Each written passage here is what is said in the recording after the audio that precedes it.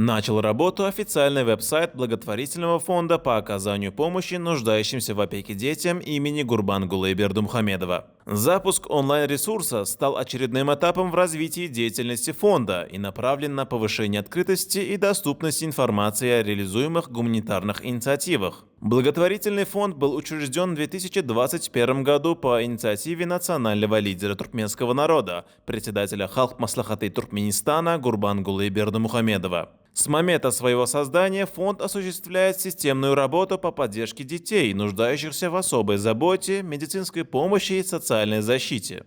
Основными направлениями деятельности фонда являются охрана здоровья детей, содействие их всестороннему развитию, поддержка образования, а также оказание гуманитарной помощи. Особое внимание уделяется детям с ограниченными возможностями здоровья, детям, оставшимся без родительской опеки, и детям, оказавшимся в сложных жизненных ситуациях. Деятельность фонда охватывает как национальные, так и международные гуманитарные проекты. Официальный веб-сайт фонда представляет собой современную информационную платформу, на которой размещены сведения о миссии и приоритетах организаций, реализуемых программах, благотворительных мероприятиях и достигнутых результатах. Пользователи могут ознакомиться с новостями, отчетами о проделанной работе и актуальными инициативами. Для удобства широкой аудитории сайт функционирует на 3 языках – туркменском, русском и английском. Запуск веб-сайта призван стать эффективным инструментом взаимодействия с общественностью, партнерами и международными организациями, а также способствовать дальнейшему развитию благотворительной деятельности в сфере защиты детства.